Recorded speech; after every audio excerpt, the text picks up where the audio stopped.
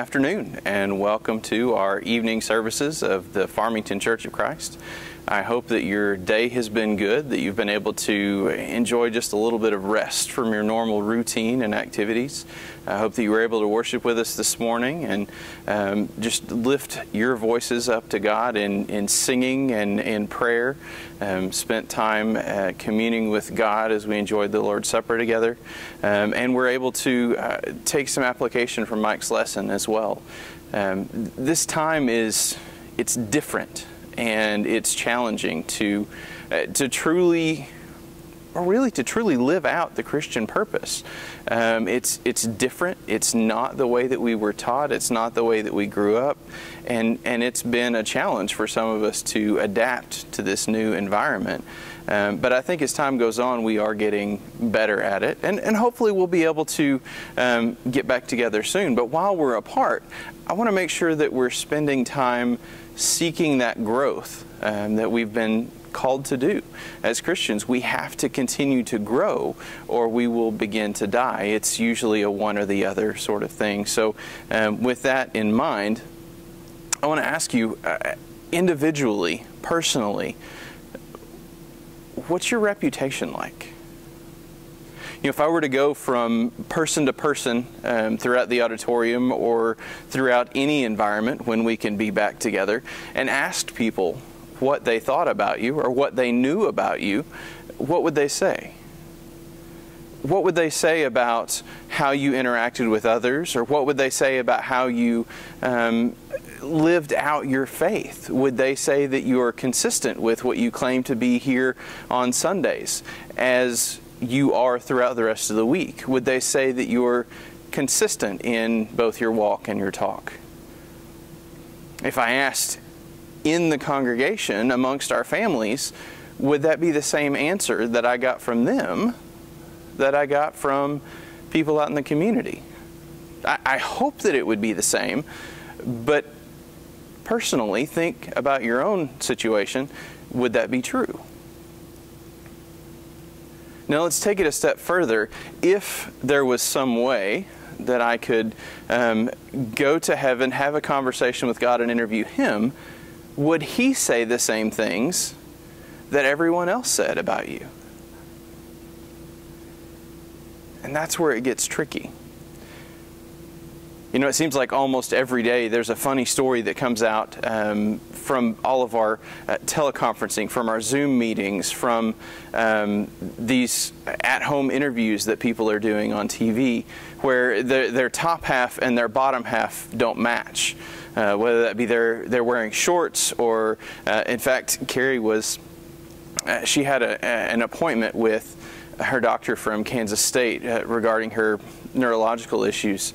And it was so funny. The guy was from Ethiopia, really nice doctor. He had his family was in the background. He was obviously at home, and in his upper body, he had his lab coat and was dressed nice.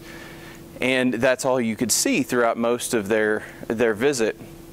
But towards the end, he had to get up to blow his nose. And as he stood up, you saw that on his bottom half, in contrast to the lab coat and the nice dress clothes, he was wearing sweatpants. Not that I have anything against sweatpants, it's just the top half and the bottom half didn't match. What about you, though? Does your reputation amongst people match your reputation with God?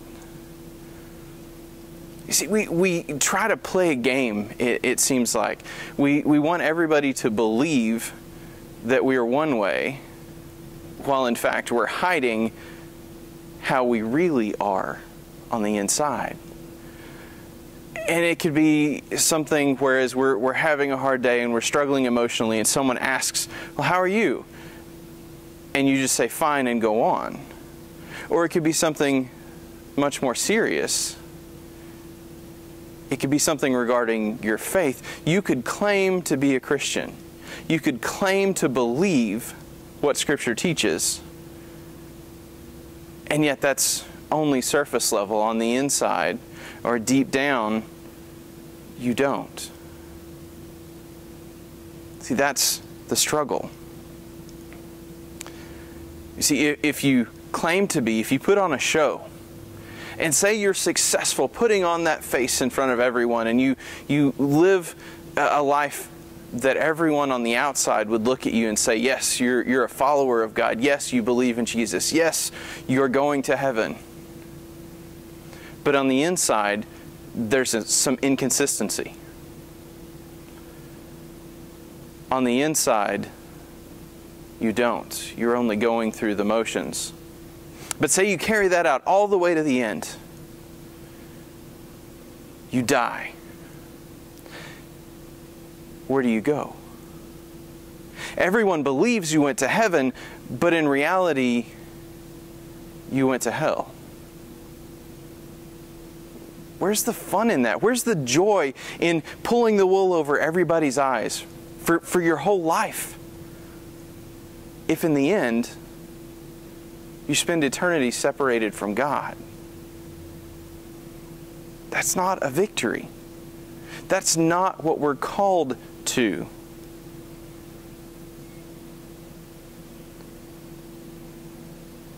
In Matthew chapter 10, we read, and kind of with Jesus and His disciples, and He's teaching another lesson, and the background here is not what we're studying. I want to get to the point of the text. Matthew chapter 10 and verse 26, Jesus says, "So have no fear of them, for nothing is covered that will not be revealed, or hidden that will be made known. What I tell you in the dark, say in the light. And what you hear whispered, proclaim on the housetops. And do not fear those who kill the body, but cannot kill the soul. Rather fear Him who can destroy both soul and body in hell. Are not 2 sparrows sold for a penny? And not one of them will fall to the ground apart from your Father. But even the hairs of your head are all numbered. Fear not, therefore. You are of more value than the sparrows. So everyone who acknowledges me before men, I will also acknowledge before my Father who is in heaven. But whoever denies me before God, I will also deny before my Father who is in heaven." So as I read that text, it's specifically keying in on those last 2 verses. Everyone who acknowledges me before men, I will also acknowledge before my Father who is in heaven. But whoever denies me before men, I will also deny before my Father who is in heaven. So the text there begs two questions, 2 things that we need to identify. First of all, how do you acknowledge God before men? And then how do you deny God before men? How do we acknowledge God? How do we deny God? You could go into a study and you could study the Greek and you could get this idea of homologeo, or this idea of being of one word, essentially matching what we say with what God says. Kind of the idea of walking a parallel line, being together, going in the same direction for the same purpose, essentially living the Christian life purposefully, following the will of God. It's not a complicated idea. Acknowledging Jesus before men, that means living like Christians have been called to be. That means taking the Sermon on the Mount and putting it into application. It's a challenge, and it's not something that is going to be easy. It's not something that you're going to always do successfully. And that's something that you have to keep in mind. When we think about denying God, is Jesus going to look at your life in the end? When it's time to be there before God, is He going to confess you before Him or not? We don't need to be worried about whether or not we've slipped up, or we had a mistake, or we messed up somewhere along the way and we denied God with our actions. What we did wasn't consistent with what Jesus taught. Is Jesus going to look at us and go, you messed up. You denied me, and therefore I'm going to deny you? That's not the way that it works. Think back about Jesus' interactions with Peter. He was there. He saw the trial. He saw the crucifixion. He witnessed all of these things that were happening. And Jesus told him beforehand that you're going to deny me 3 times. Of course, Peter denies that he's going to deny him, but in the end we know that he does deny him. So what happens after that? When Jesus comes back from the dead, when Jesus sees Peter, does he say, sorry, Peter, you denied me. I'm done with you. I'm moving on to somebody else? No, he doesn't do that. He welcomes Peter back. He says, you denied me, but your story didn't end there. Jesus used Peter to preach the first gospel sermon. He's the first one to tell people about the significance of Jesus. So it can't mean that if we deny God once, that He's done with us. See, it's a continual thing. It's a daily thing. We have to continue to seek to walk alongside God. We have to continue to seek to travel that same road. And we have to do that whether things are good and there's no virus and there's nothing to worry about, or whether there is a virus and things are different and we're not coming together to encourage one another in the way that we're used to. You see, we're still called to walk that same road.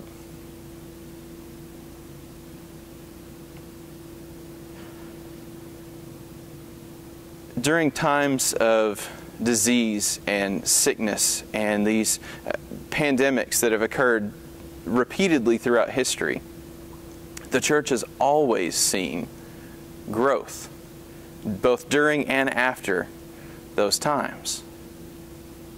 Why? Why do you think the church always grew when things got hard?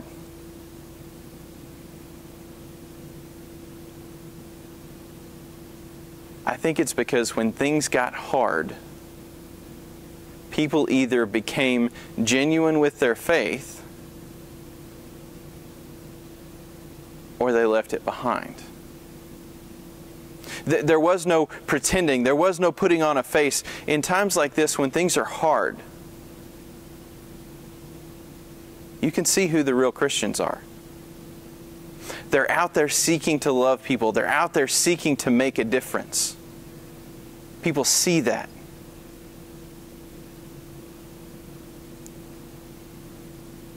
You see, the Christian life is contagious. It is incredibly infectious when people see you loving one another. In fact, that's the characteristic that's to be most defining of Christians, that we love one another. But see, the opposite of that is also true. Just as loving one another, as living that Christian life, doing what we're called to do, draws people to God and to the church, that inconsistency of claiming to be a Christian but not loving pushes people away.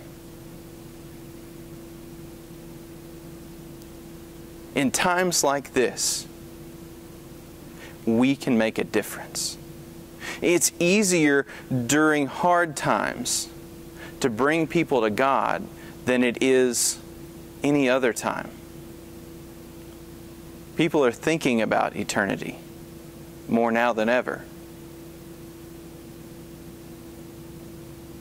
Are you taking advantage of those opportunities? Are you truly seeking to live your faith out in front of people? To truly reach out with the message of God, so that Jesus could acknowledge more and more people before the Father? are you one of the ones that we're only pretending?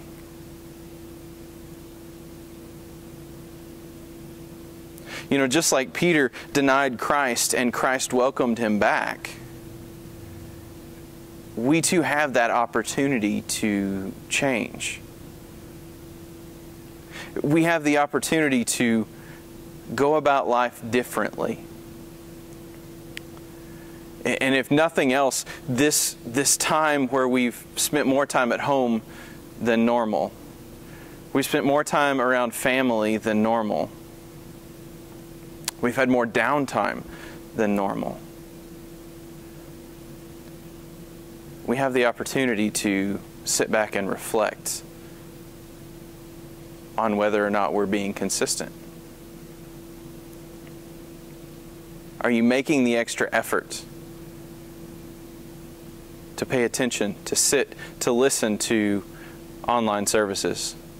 Are you making the extra effort to open your Bible and to read and study and seek truth on your own without having people bring it to you?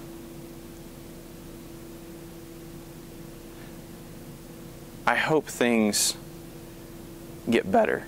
And I hope that we can come back and figure out what our new normal will be with our new situation. That we can come together and worship, that we can see one another face to face. But I hope that we don't take this time that we have now for granted. I hope that we seek to make the most out of what God has given us. So this afternoon, if there's a struggle that you have, if there's something that has come between you and God, if there's this lack of sincerity, if you're not consistent, then take this time to change. Take this opportunity to begin again.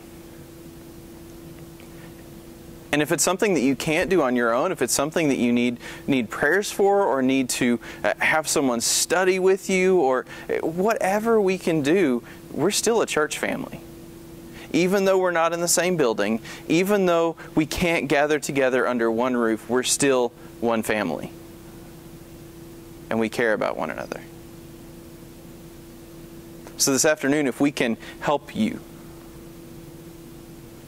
be more consistent, if we can help you truly live out that calling that we've been given,